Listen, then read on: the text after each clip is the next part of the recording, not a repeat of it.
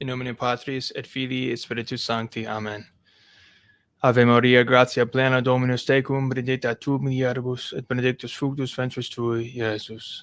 Santa Maria, Mater Dei, ora pro nobis peccatoribus, nunc et in hora mortis nostrae. Amen. In nomine Patris et Filii et Spiritus Sancti. Amen. Brethren in Christ, Laudate Jesus Christus. Welcome again to the Meaning of Catholic. This is Timothy S. Flanders.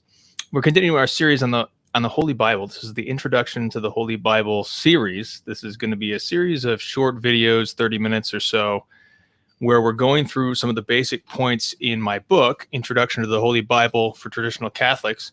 This series is going to cover a lot of basic information, very fundamental, that is unfortunately lost, and it's going to talk about the history of where we've gotten to the point we are with the sacred scriptures. We're also going to cover things like translations, the Douay-Rheims Bible, other versions, and how to refute Protestants in 5 minutes. So it's going to be a fun series. I hope you enjoy it. I want to thank all the patrons. Thank you so much for supporting this apostolate. We run on your support, and I appreciate that very much. If you want to become a patron, you do get the book for free, and there's links below. And if you would like to buy the book, there's also links for that too, ebook or print. Before we continue, we do want to pray for one of our patrons, Mark. He's just been having a lot of hard times, so we're going to offer up our Father at the end of the show for Mark. So we'll pray for Mark. So review of last week, we talked about oral tradition. We talked about how before 1500, largely the whole world was an oral tradition world.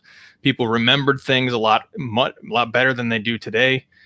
Their memories were much more acute to remember things and transmit things over centuries. Things were accurate information that we can now verify through different technologies. So the oral tradition is fundamental to humanity because in a way it is fundamental to God's nature to communicate orally. And oral communication is also communal. You have to have two people. You have to have someone talking and another person listening to have an oral communication. So we talked a lot about that. We talked about the use of music and rhythm as well in oral tradition. So today we're going to break down how does an oral tradition, an oral culture, how do they pass down this oral communication through generations and do it accurately? How is that even possible? And we talked about how people remember things, but people remember things and then they die. So how does this get transmitted for centuries? So what we're going to do is we're going to break down some of the basics of oral culture as it is present in all cultures. And then we'll talk about the culture of Israel and some of the aspects and examples that you have of this in the Holy Scriptures themselves. So the foundation of oral culture is, so first of all, oral tradition is going to cover, like, what is oral tradition? First of all, the term tradition simply means that which is passed down. So that which is passed down from generation to generation, that is what tradition is. That tradition is present in all cultures. Every single culture has traditions, and except for we have a particular problem with our own culture, which we'll talk about eventually. But tradition, oral tradition includes the language, it includes the religion, the faith, it includes the morals, philosophy, customs, music, art, food, clothing, etc., etc.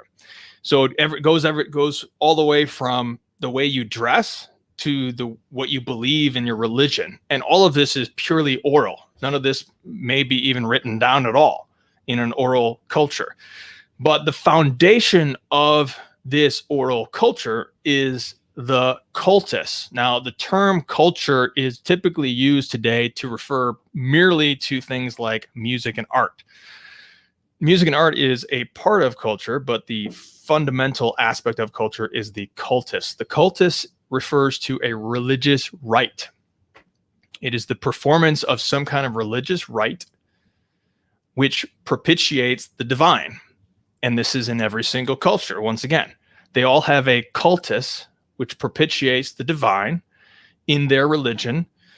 And what this is, what a cultus is making an oral tradition visible. The oral tradition is invisible because you're speaking it, you're talking it, there's nothing visible there. But the cultus are signs and symbols which are performed in a culture, which makes the cultural tradition which is invisible, into a visible thing. So there are all sorts of signs and symbols, rites that they're analogous to sacramental. They're meaning they are different physical things that are done in a cultus, which are supposed to believe to be propitiating the divine or communicating with the divine. It also brings out not only a connection with the divine, which legitimizes all of the faith and morals and customs of the whole culture.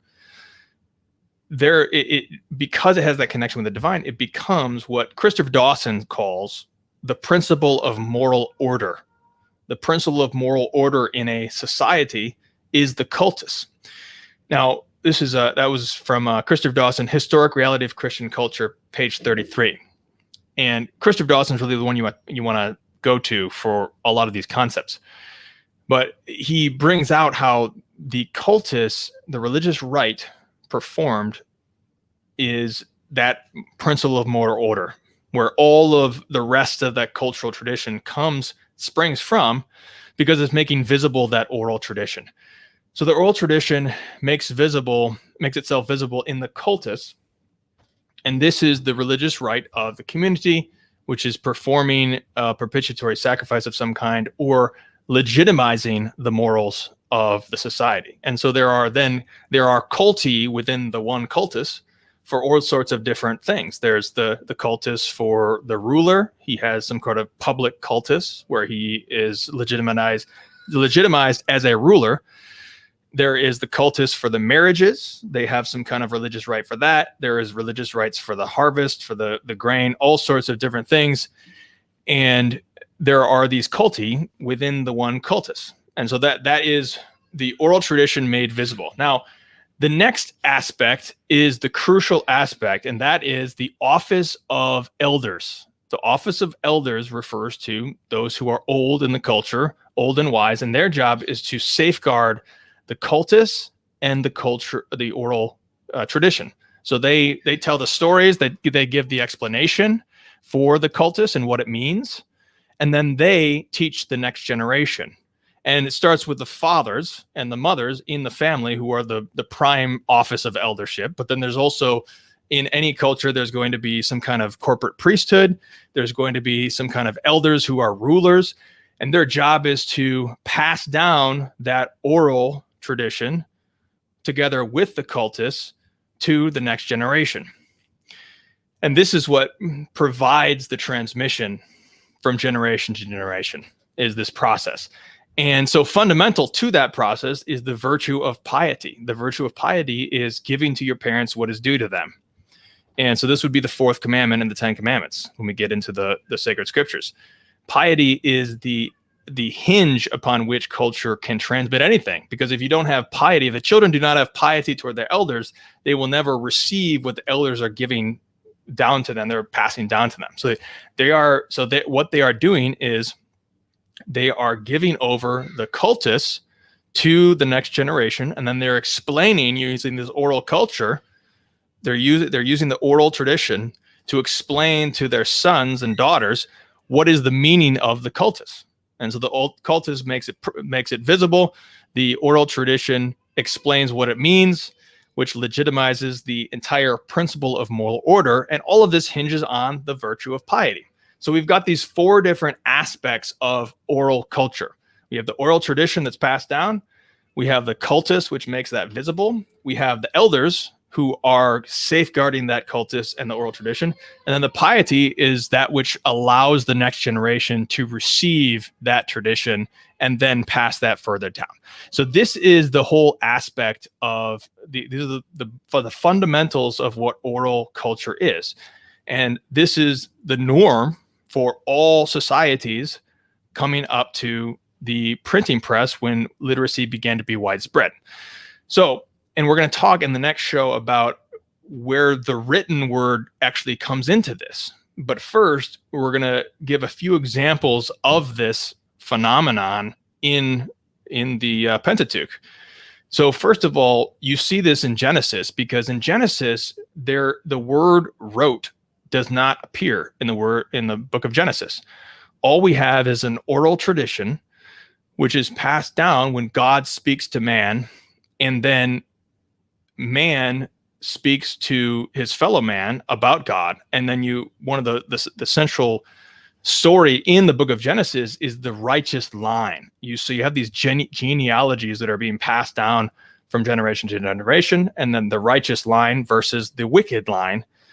And so when God introduces himself to the next generation, you have Abraham, Isaac, on and on. God introduces himself as the God of Abraham, the God of Isaac, the God of your father. And so then you have the cultists, when these different figures, and this goes back to Noah, but Noah does it, Abraham, Isaac, they all build an altar in the book of Genesis. They build these altars to offer to God, the cultists. And so you have this oral tradition happening, being passed down through the righteous line, and then you have them building these altars where they have this natural law tendency to offer up a cultist to the divine. And so you see this process happening in the book of Genesis. And then later, when you get into Exodus, God is actually taking a much more direct role in establishing a culture. He's going to establish the culture of Israel in order that the Messiah may come. So I'm going to bring up two examples, and then any questions or comments you have, we can talk about those. So this is in the book of Exodus. This is when God establishes the central cultus of the Israelites. He says this is chapter 12, verse 23. It says, "For the Lord will pass through, striking the Egyptians, and when he shall see the blood on the transom and on both the posts, he will pass over the door of the house and not suffer the destroyer to come into your house to hurt you." And then here's the cultus. He says, "Thou shalt keep this thing as a law for thee and thy children forever.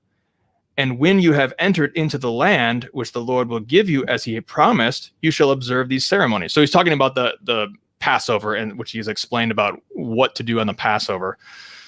And then here's where he talks about the oral tradition explaining the cultus. Verse 26, "And when your children shall say to you, what is the meaning of this service? You shall say to them, it is the victim of the passage of the Lord, when he passed over the houses of the children of Israel in Egypt, striking the Egyptians and saving our homes, and the people bowed themselves and adored." So you have God establishing an oral culture by establishing a cultus and establishing an oral tradition. And this is before there's any sort of writing. Now, there is writing that comes in. We'll talk about that next time with Moses. But for the majority of people, they are not being given any sort of writing. This is an oral tradition. They're given an oral teaching to teach their children about the rite, about the cultus. So here's a cultus, and here's the meaning of the cultus, the oral tradition. And this is how God establishes the culture of Israel. So here's another example of the same thing, chapter 13. And this is just another, but this brings up an important point. So this says, this is a law in chapter 13, verse 13. "Their firstborn of an ass thou shalt change for a sheep, and if thou do not redeem it, thou shalt kill it. And every firstborn of men thou shalt redeem with a price. And when thy son shall ask thee tomorrow, saying, what is this? Thou shalt answer him, with a strong hand did the Lord bring us forth out of the land of Egypt, out of the house of bondage. For when Pharaoh was hardened and would not let us go, the Lord slew every firstborn in the land of Egypt, and the firstborn of man to the firstborn of beast. Therefore I sacrifice to the Lord all that openeth the womb of the male sex, and all the firstborn of my sons I redeem. And it shall be as a sign in thy hand, and as a thing hung between thy eyes for a remembrance, because the Lord hath brought us forth out of Egypt by a strong hand." End quote. So this is, once again, this is giving a rite, a cultus within the culture, which is the redemption of the firstborn, whether man or beast.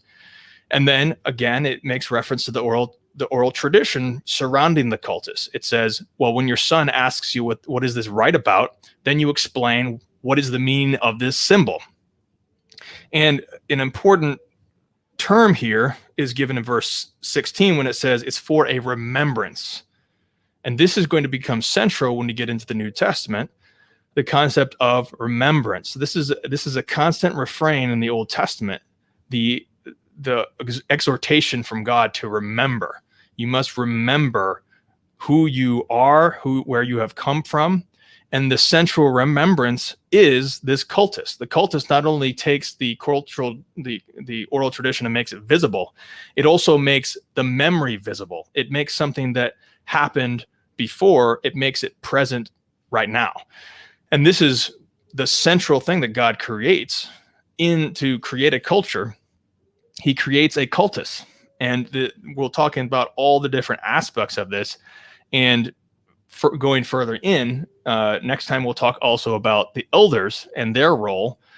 Now, we talked about how the elders, their role is to pass down the tradition, and the most important elder really is the father and the mother. And this is where the father and the mother come in this cultist establishment.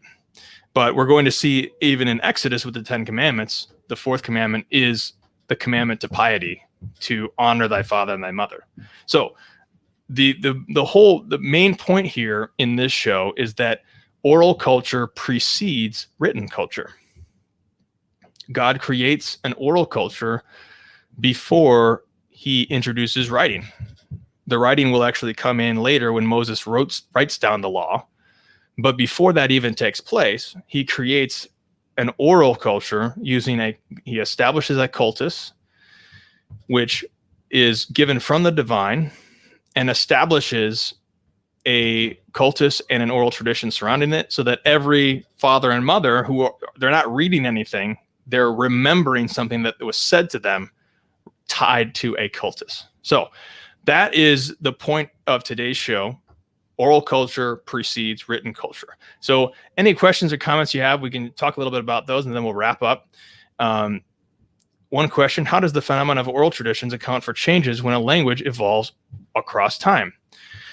Well, that's a very interesting question, because the vernacular does evolve.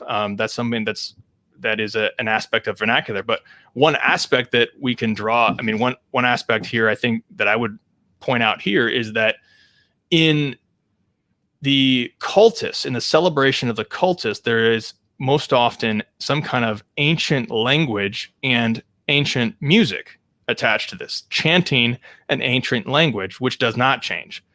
And that's something that provides a stability in a cultus to be passed down, and that is safeguarded by the elders, so that they can do this chanting or whatever in the ancient language. Now, I once had a priest tell me, and I don't know this for sure, but he told me that the Psalms were actually having a more ancient Hebrew than maybe the rest of the Tanakh. But I know that you can really see this anywhere you go. There is any culture you go to is going to have some sort of ancient language attached to the actual cultural rite, the cultus, the rite itself, an ancient tongue and an ancient chanting involved, which is different than the vernacular, which is going to be constantly changing over generations and generations. So, that's what I would say, that there is sort of an interplay between the sacred language and the written language, or the vernacular language, which kind of constantly changes over time. Is it possible Vatican II will hand down traditional culture? I'm not sure what you are asking here, Peter, exactly, but maybe if you'd clarify in the chat, but I'll just start commenting on it. What we're going to get into is that one crucial aspect of oral culture is customs. So a custom is something that is purely oral, and people they really don't write it down. And so, for example, a very good example of this is clothing. The way that you dress, the way that it is understood to be a respectful way to dress for a man or a woman, is a custom. It is not something that is written down in some kind of manual. They write them down from time to time, but it's mostly a custom. It's an oral tradition that's passed down. And so what we have in our 20th century, we have what Our Lady of Good Success called a total overthrow of customs. And so we have these customs that used to be passed down from father to son, from mother to daughter, There's the custom of how you dress is an oral tradition. And so when you have a total breakdown between in oral culture that we have, a total breakdown in culture itself that we have, then that transmission is broken. And we're going to talk as we go along in this series about this is actually shown in the scriptures. And in the book of Judges, we'll talk about how there was actually a generational gap that broke down the transmission of culture. And that is the fundamental problem that happened for the Israelites, is that that transmission didn't happen. And so customs is an example of this breakdown that we have in the 20th century. Another example is courtship. The custom of courting to become married was a custom. That was something that was just an oral tradition that people were passing down about what is appropriate and what is not appropriate in terms of courtship. And now we have a complete overthrow of that, and that's leading to the breakdown of society. So very, very important concepts. Another question, is it safe to assume that sacred oral traditions started with Adam? Yes, I would say absolutely. The very first chapters of Genesis, God is walking in the garden and he's talking to Adam. He's giving him a commandment orally. He's not writing something down at that time, but it is something, a sacred communion that is oral. And absolutely. And that's what I kind of hinted at when we talked about the book of Genesis and the righteous line. And that's why those genealogies are so important, because they're talking about father and son, father and son, father and son. And the understanding is that the righteousness, the true God and his cultists and his oral tradition, his sacred tradition was passed down through the righteous line. But then when you have this break with the righteous line, because one of the lines commits evil. So Cain kills his brother and then creates the wicked line. And he's the one passing down the evil tradition and the evil culture, basically, and not the true cultists. So yeah, absolutely, that's a great point here. What is the difference between the Church of the East from the Church in the West? There's many differences between the Church of the West and the East, but we're talking about culture, and so that is an example of cultural difference. There's a general cultural difference that starts with language between Latin and Greek, and then within those language groups, then you have further cultural differences and cultural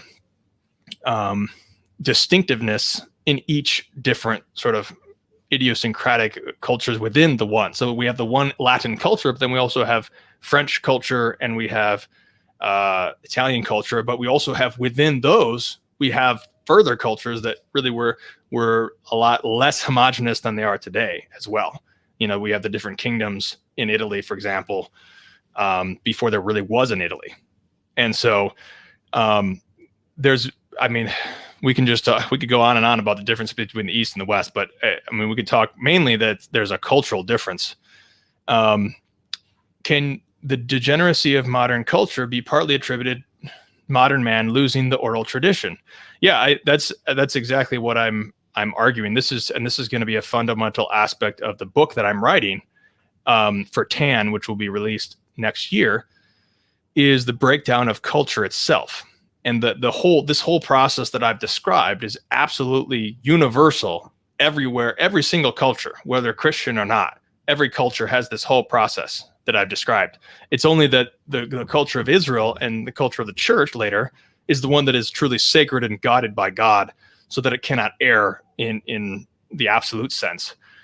But what happens is when you have and it really starts with the Reformation, but it truly doesn't really get rolling until the Republican revolutions of America, France, Ireland, others as it goes on. And that's because the foundation of society removes the divine cultus from the public sphere and puts in its place a civic cultus, a cultus in which God is no longer propitiated, but rather the state and the nation is worshipped. And so this is my argument in this book, is basically that is the fundamental aspect. It started with Luther, but even Luther created a Christian society with a Christian culture to an extent, even though he was undermining these fundamental aspects that we're talking about, like elders and we'll talk about the scriptures and everything. But that is the fundamental change that happens in societies, starting with 1776 all the way to today, is that public cultus gets removed and a different cultus, sort of a cult of man, a kingdom of man, is worshipped in its place. And I think that really flows then down through society to the family, to the customs, overthrowing, and it overthrows piety, because piety is no longer the hinge point. Now it's just sort of constant revolution. And that's what we have, a disintegration of culture. So that's exactly my argument in this book. So absolutely. So let me see. Any other questions here?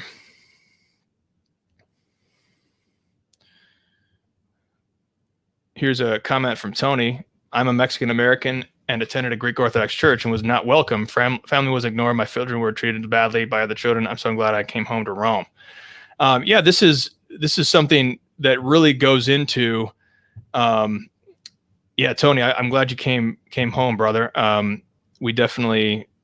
This is something that you'll see. If you ever look at the Orthodox Church, and I was Eastern Orthodox before I came to Rome, and so this is actually one of the key elements that helped me understand that Rome is the true church, because the Orthodox churches, and mind you, I do not say Orthodox church, because there is no such thing as an Orthodox church. There is Orthodox churches, but they do not have a unified faith or doctrine or morals. And so there is not an assertion that there is not an assertion that there is one church. And so, but their failure to really deal with culture and deal with multiple cultures is something that really is a mark that they are not the true church, because the true church is truly universal. There's no one culture, and that's because it was in the very beginning. And we'll talk about this as we go on when we finally get to the New Testament. In Pentecost, there were multiple languages. The gospel was presented in multiple languages. And that's the foundation of the church, is multiple languages, multiple cultures in one faith. So that's a very important thing. And fortunately, there's a lot of Orthodox immigrant churches which are still very not open to other cultures. So that's another aspect entirely which we can cover. But I have a video called Greek Schism Part 1, if you want to look at that talks a little bit about the cultural aspect.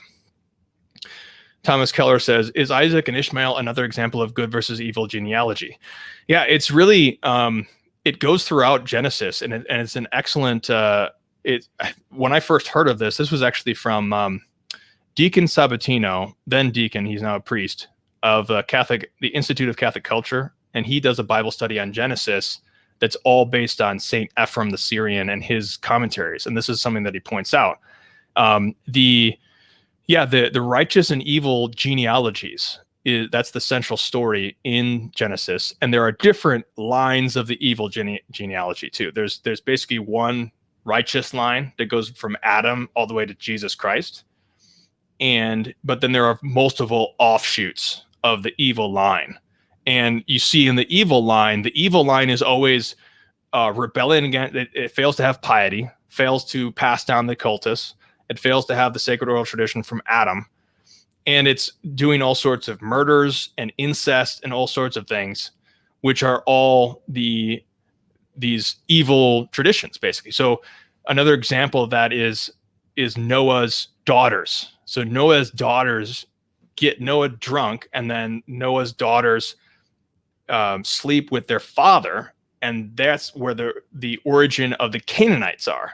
So the Genesis is showing us that this evil genealogy came out of this incestuous relationship, which birthed out the Canaanites. You know what?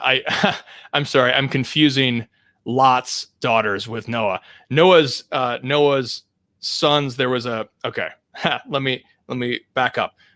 What happened was that Noah's son saw his father's nakedness. And that is a euphemism for sleeping with your father's wife. And that is the incestuous relationship. I was confusing that with Lot's daughters, which is another similar evil line. But let me get to one last question, then we'll have to we'll have to wrap up here. So, Francis, are the various rites in the Roman Catholic Church examples of cultus, or is the Mass one cultus and the various rites just different expressions of the cultus? Yeah, basically, there is one cultus in the sense that there is one sacrifice of the Holy Mass, which is shared in different rites within the one cultus. So you can speak of one cultus in terms of one sacrifice of the Mass because there's one priesthood.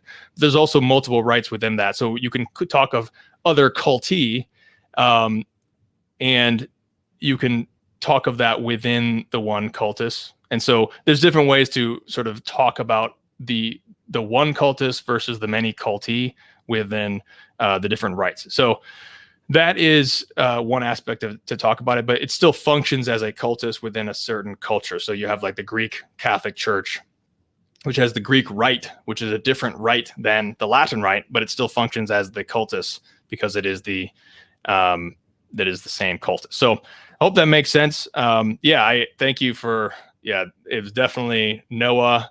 Noah had the scene of the father's nakedness, whereas Lot had the different incestuous relationship. But the point is that these different evil lines come out of these evil acts, which break this whole cultural structure in some way. So this is breaking down this cultural structure because it's having an improper relationship with the former generation, and it's breaking down the generativity, this passing down of the culture by this breaking down. So, and it starts with Cain and Abel, and so these are these different genealogies. So, hope that makes sense. We're going to talk next time. We're going to talk more about elders in the Holy Scriptures and the office of eldership, and then we'll also talk about the introduction of writing because it starts in Exodus and in the Pentateuch in Deuteronomy, where it continues on.